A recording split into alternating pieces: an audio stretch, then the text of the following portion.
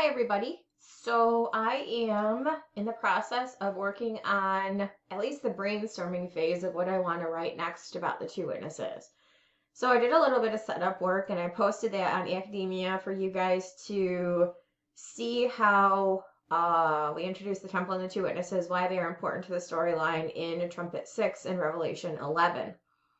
But really, I want to spend some time on understanding who these two witnesses why there are two, I don't really even want to get into who they may be, but as we should know by now, the majority of the imagery taken from in the book of Revelation is taken from the Old Testament. And so what I started, I was doing something and all of a sudden I'm like, explore in the mouth of two or three witnesses, let every word be established. I'm like, okay, thank you, Lord. So I come on here and there are actually 6 references. 3 in the Old Testament, 3 in the New, to in the mouth of two. So let me actually make this bigger. Okay, so just on BibleGateway.com, I put in the mouth of two as a search term. And like I said, there are 6 references, 3 in the Old Testament, 3 in the New. And in the New Testament, there are, actually, let me do this. We'll put quotation marks around it so we only get that phrase. Okay. In Matthew 18 and 2 Corinthians 13, in the mouth of 2 or 3 witnesses.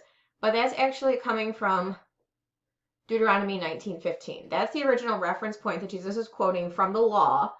And this is actually why in the book of Revelation, linked to the temple, you have 2 witnesses. Now, before I even get into that, and this I actually already did preview in what I have written, but the 2 witnesses are prophesied linked to the temple in Zechariah 4. Just like the 4 horsemen are prophesied linked to the temple in Zechariah 6, and then again in Revelation 6 also linked to a temple. The 2 witnesses are prophesied linked to a temple in Zechariah 4, and we see them linked to a temple in Revelation 11. So, right here in Zechariah 4, moreover, the word of the Lord came unto me, saying, the hands of Zerubbabel have laid the foundation of this house. That is amidst the building of Temple 2, post-Babylonian captivity. His hand shall also finish it, and thou shalt know that the Lord of hosts hath sent me unto you. For who hath despised the day of small things? For they shall rejoice, and shall see the plummet in the hand of Zerubbabel with those 7. And they are the eyes of the Lord, which run to and fro through the whole earth. That is actually in Revelation 5, the 7 horns and the 7 eyes, which are the 7 spirits of God sent forth into all the earth. So that's actually language captured in Revelation 5. Then answered I and said unto him, what are these 2 olive trees upon the right side of the candlestick and upon the left side thereof? And I answered again and said unto him, what be these 2 olive branches which through the 2 golden pipes empty the golden oil out of themselves? And he answered me and said, knowest thou not what these be? And I said, no, my Lord. And he said, these are the 2 anointed ones that stand by the Lord of the whole earth. Now, this verse here, I actually already discussed too and re-brought it up in my 12 pages that I have setting up for Revelation 11 in Revelation 11. Is talking about the reference to seal 3, hurt not the oil and the wine. The oil is representative of the gospel message preached specifically by the 2 witnesses and also by the 144,000 during the 70th week. So it says, hurt not the oil and the wine. Oil is representative of the message and wine is representative of acceptance of the message. It was one of the 2 tokens of the Last Supper. Eat the bread. Jesus break it and gave it to his disciples and said, take, eat, this is my body. And then he gave them the cup, which had the wine in it. He said, drink ye all of it, for this is my blood of the New Testament, which is shed for many for the remission of sin. And then he said, I will not drink it again until I drink it new with you into my Father's kingdom, which is a foreshadow of the Passover and the marriage supper of the Lamb, which will coincide with the Passover and the kingdom. So this is interesting, also linked to the book of Revelation, specifically why it says in the opening of seal 3 to hurt not the oil and the wine, because the message of Christ and acceptance of Christ will be preserved in the 70th week. The 70th week will not be absent of grace, at least not until the second half, once the remnant is preserved, and then all bets are off. But during the first half, when the two witnesses are there and the 144,000 are there, there will be a preservation of the oil, the message of Christ, and the wine, acceptance of Christ. So just to note, that comes from Zechariah 4. And there are, like I said, there are other pieces of imagery in this blurb about the who will be the two witnesses linked to the third physical temple. Again, they are linked here in Zechariah 4 to the second physical temple. But that is the template for Revelation, where there will again be two anointed ones standing before the Lord of the earth in Revelation 11. So let's go there real quick so you can see the similar language. Revelation 11. You can see the similarities here. So we learned in Zechariah 4 they are standing before the Lord of the earth. Well, yes, the Lord is giving power to his two witnesses. They shall prophesy 1,260 days clothed in sackcloth. And right here, these are the two olive trees and the two candlesticks standing before the God of the earth. So it very clearly talks about the same thing that Zechariah 4 talks about, and yes, they are linked to the physical temple. So that answers the question of when will they be present during the 70th week. For the first half, while the temple is in view, prior to the abomination of desolation, which will happen amidst trumpet 7, which is the judgment just after this in Revelation 11. Now, where people ask, who will they be? We have, and kind of where I'm leading this conversation, is we look at the powers that they will have. And some say Moses and Elijah, because these have the power to shut heaven that it rain not in the days of their prophecy. That was specifically given to Elijah during his prophecy. He shut up the heavens that it rained not. And then this is linked to Moses and the plagues in Egypt. They have power over waters to turn them to blood and to smite the earth with all plagues as often as they will. Also, Moses and Elijah appeared with Jesus in the Transfiguration. He was the penultimate fulfiller of the law and the prophets, and Moses represented the law and Elijah represented the prophets. So there is discussion that they may be the two witnesses. Moses, Michael, the archangel, we're told in the book of Jude, wrestled with Satan for the body of Moses. When Moses was buried, he was buried in an unmarked grave so that no one would know where he was buried. Could it possibly be that that's because his body would be needed later? Old Testament saints have not been resurrected to glory, so he wouldn't be in a glorified body. Elijah was taken up to heaven in a whirlwind. So could it be that he was being preserved until he will return? Because there is a prophecy from the book of Malachi that I will send Elijah the prophet before the great and dreadful day of the Lord. What the Jews don't understand is that John the Baptist was the fulfillment of that prophecy, so they are still looking for Elijah the prophet to come. But John the Baptist very clearly stated in Luke was the fulfillment of that. He was come in the spirit of Elijah, not the physical person of Elijah, but in the spirit of Elijah. Now, what I want to, I'm not sure that is true of Elijah. I'm not sure why he was caught up in a whirlwind of fire. I really, to be honest, haven't studied that very much. I'm aware of it, but I just haven't studied it that much. I know about Elijah and the prophets of Baal. Wrote about that in one of the 7 letters to the 7 churches, how a remnant was preserved, who would not bow the knee to Baal, and things like that. So I am familiar with him, obviously. But where I lose my thought process that one of the two witnesses might be Elijah is with the false prophet from Revelation 13. And he will have, and he comes on the scene after the two witnesses are gone. There is no crossover between the false prophet and the two witnesses. There is crossover between Beast 1 and the two witnesses because Beast 1 ascends out of the bottomless pit, kills them. Their bodies lie dead in the street for 3.5 days, and the Spirit of God breathes life into them. The second woe is past. Behold, the third woe cometh quickly. In Revelation 13, the abomination of desolation is described, which is part and parcel with the next judgment, which is trumpet 7. He opened his, here we go, Revelation 13, 5 and 6. This is linked to trumpet 7, midpoint of the 70th week. There was given unto him a mouth speaking great things and blasphemies. Power was given unto him to continue 42 months. This is after the two witnesses are gone. And he opened his mouth in blasphemy against God to blaspheme his name as tabernacle and them that dwell in heaven. It was given unto him to make war with the saints and to overcome them. And power was given him over all kindreds and tongues and nations. And all that dwell upon the earth shall worship him, whose names are not written in the book of life of the Lamb slain from the foundation of the world. And then we have entrance onto the stage of the second beast. I beheld another beast come up out of the earth, and he had two horns like a lamb, and he spake as a dragon. He exerciseth all the power of the first beast before him, and causeth the earth and them which dwell therein to worship the first beast, whose deadly head wound was healed. So that's linked right here to this, which is also post-abomination of desolation. He doeth great wonders, so that he maketh fire come down from heaven in the sight of men. This is where we get false prophet.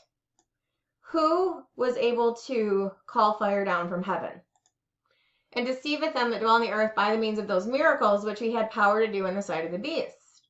So who had power to make fire come down from heaven in the sight of men? Well, we go back to the two witnesses. They have power to shut up heaven that it rain not in the days of their prophecy, and have power over waters to turn them to blood. So there's not actually a reference to calling fire down from heaven. So who did that? Well, I just typed in fire down from heaven, and hey, Elijah did that. 2 Kings 1:10. Elijah answered and said to the captain of 50, If I be a man of God, then let fire come down from heaven and consume thee and thy 50. And then then came down fire from heaven and consumed him and his 50. So here you can see. And then there was a reference in the book of Luke. When his disciples, James and John, saw this, they said, Lord, wilt thou that we command fire to come down from heaven and consume them, even as Elijah did? So when you are looking at the false prophet, false has to be similar to the original. And this is where you bear similarity to Elijah's with the false prophet. Could one of the two witnesses be Elijah? Perhaps. But it is more likely that, and these don't have to be mutually exclusive, like Elijah could come back to be one of the two witnesses, and then there could be a false Elijah-esque kind of guy who the false prophet, mirrors, mimics, whatever. But I would say that it's less likely that Elijah is one of the two witnesses and that the false prophet is the false Elijah calling fire down from heaven and doing other miracles. Because he is the only one in the Bible who called fire down from heaven. And that is specifically what Revelation 13 says the false prophet will do. And there is an expectation by Israel that Elijah will come before the great and dreadful day of the Lord, not understanding that John the Baptist was already the fulfillment of that. So I'm not sure who the two witnesses will be, but I do believe that this is where you get the false prophet, a false take on the real Elijah the prophet from the Old Testament, who made fire come down from heaven. So we go back to the original thing, in the mouth of two or three witnesses, let every word be established. So let's go to Deuteronomy 19. So what is the nature of two witnesses? Why are there two? And then what is the witnesses? Now, yeah, we can easily surmise that they are preaching the gospel. We already understood from Zechariah 4 that they're emptying the golden oil out of themselves, and oil is the gospel message. Wine synonymous with acceptance of said gospel message. Hence, Seal 3 says, hurt not the oil and the wine. But why two and why witnesses? Why specifically that name? Because in the book of Deuteronomy, in the law, they will be, there's a reference to witnesses and false witnesses. It says in verse 15, one witness shall not rise up against a man for any iniquity or for any sin in that sin that he sinneth. At the mouth of two witnesses or at the mouth of three witnesses shall the matter be established. So it's important that there are two, because that goes back to the law of needing multiple witnesses to attest to the truth of a matter. If a false witness rise up against any man to testify against him that which is wrong, then both the men between whom the controversy is shall stand before the Lord, before the priests and the judges, which shall be in those days. And the judges shall make diligent inquisition, and behold, if the witness be a false witness, and hath testified falsely against his brother, then shall you do unto him as he had thought to have done unto his brother, so shalt thou put the evil away from among you. And those which remain shall hear and fear, and shall henceforth commit no more such evil among you. And thine eye shall not pity, but life shall go for life, eye for eye, tooth for tooth, hand for hand, foot for foot. So in Deuteronomy is the original statement of the importance of having two or more witnesses to establish the truth of a matter.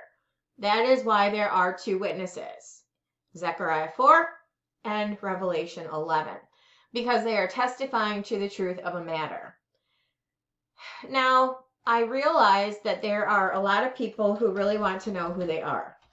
We are not told for a reason. In fact, we are not told who the rider on the white horse in Revelation 6 is, and we're not told who the two witnesses are.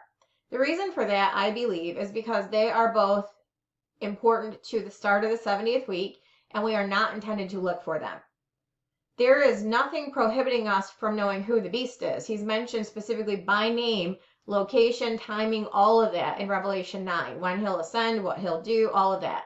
Because we are a period of years removed from him, and there is no reason why we would ever look for him when we know that we will be gone a period of years before he ascends from the bottomless pit.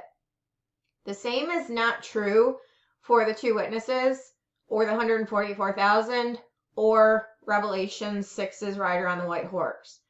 So with the 144,000, you at least know how many of them there are and what tribes they will be from, but you still don't know who they are, other than that they are male. But there is nothing in the Bible that tells us that we would ever know who the characters pertinent to the start of the 70th week are, because we are not supposed to look for them. This is one of the things that people get caught in, because they want to know things that we are not told. This is like wanting what you can't have.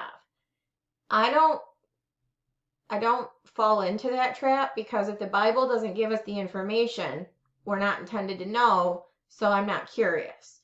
And I realize that I'm probably in a very in the minority on that, because there are a ton of people who go back and forth and ask, who do you think they are? Who do you think they are? Well, we're not told, so I don't think anything. Other than we are told they will be linked to the temple, which the construction begins on day 1 of the 70th week. Their testimony will extend for 1,260 days at that temple. They will stir up such hatred for them on account of people not being able to kill them, that when they are overcome and killed, the people will be overly joyous. And these two witnesses will take care of business, and there will be such anti-Semitism by the time they can be killed that people will make merry and send gifts to one another. They won't even bury these guys. They'll just lay them out in the street for everyone to see and rejoice over the death of.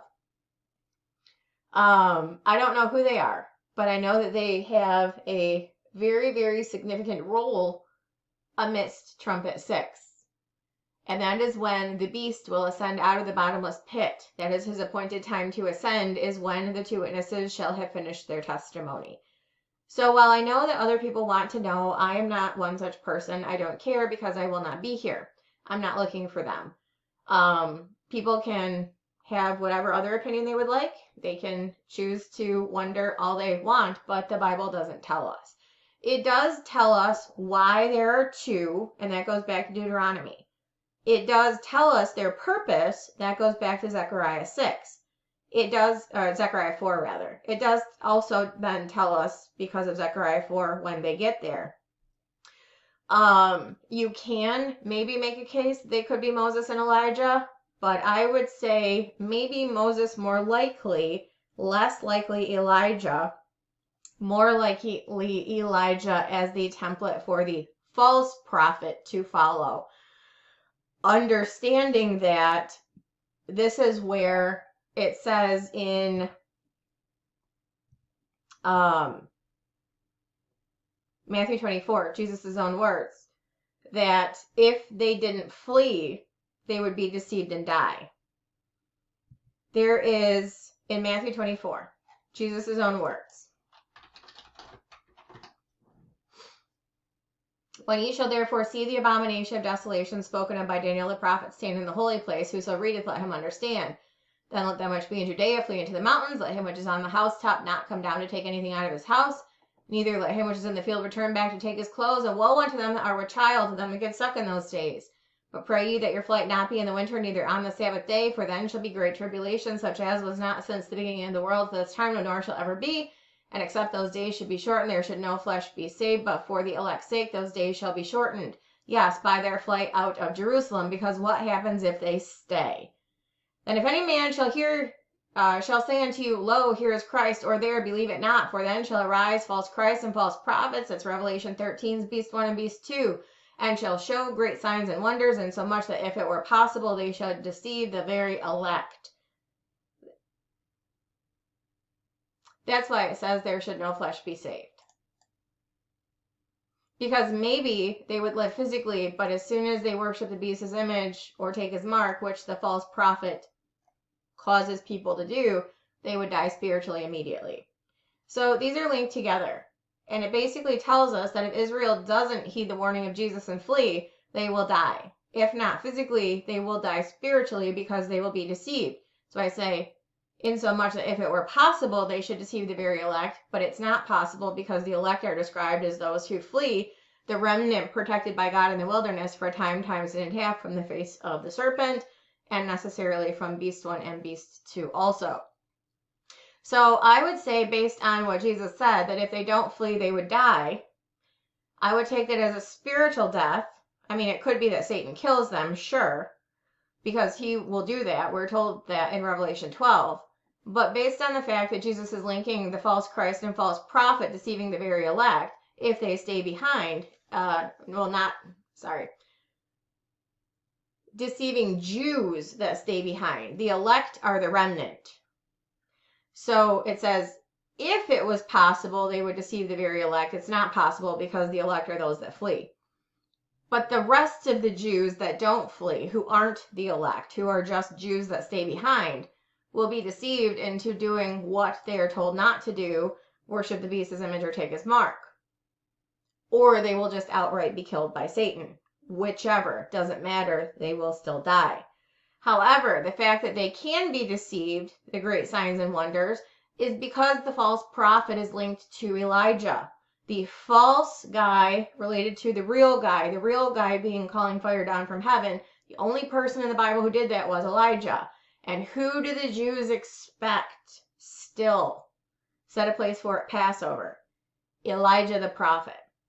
So that's why I believe that neither of the two witnesses will be the actual Elijah, that the false prophet will be the false version of Elijah. And that is why, if the Jews don't flee, they would be deceived into doing something that will eternally separate them from God, which is what Jesus alludes to here in Matthew 24:24.